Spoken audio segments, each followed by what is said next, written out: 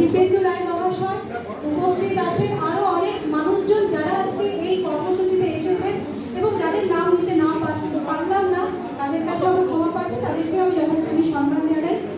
এবং এই প্রকল্পটি যে রূপদান হচ্ছে, মাননীয় মুখ্যমন্ত্রীকে আমি নতমস্তকে প্রণাম জানাই, ধন্যবাদ জানাই, কৃতজ্ঞতা জানাই। কারণ এমন একটি প্রকল্প উনি শুরু করলেন যেখানে মতামত আপনার, প্রয়োজনও আপনার, এবং আমাদেরও প্রয়োজন আপনাদেরকে, এবং সিদ্ধান্ত আপনার। তো আপনারা সবাই জানেন যে প্রতি বুথের জন্য বরাদ্দ 10 লক্ষ টাকা, এবং এই যে 10 লক্ষ টাকার কাজ যেটা হবে সেটা ঠিক করবেন আপনারাই, অর্থাৎ সিদ্ধান্ত আপনাদেরই। এবং 80,000-এরও বেশি যেসব বুথ রয়েছে সেই সব বুথে এই কার্যকর হতে চলেছে, এবং 27,000 ক্যাম্প হবে।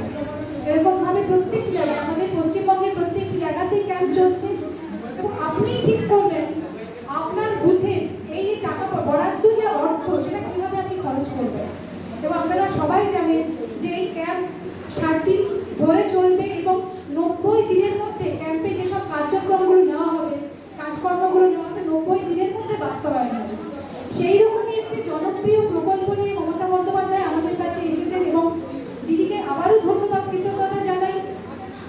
আপনারা লক্ষ্য করে দেখবেন যে অন্যান্য যে স্টেটগুলি রয়েছে সেখানে যত মুখ্যমন্ত্রী রয়েছেন তারা কাজকর্ম করছেন, কিন্তু দিদির মতো, আমাদের মুখ্যমন্ত্রীর মতো এরকম কর্মসূচি নিয়ে আমাদের কাছে কিন্তু আগে কেউ আসেনি।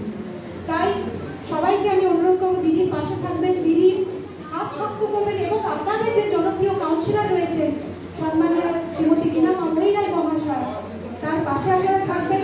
উনি সর্বক্ষণ আপনাদের পাশে থেকেছেন, আপনাদের সমস্ত দুঃসুখে দুঃখে উনি থাকেন, এবং আমরা তামলিত পৌরসভা আপনাদের পাশে থাকেন। আমাদের চেয়ারম্যান শান্ত রয়েছেন, এবং আপনাদের যিনি ওয়ার্ড সভাপতি রয়েছেন উনিও অনেক অ্যাক্টিভ।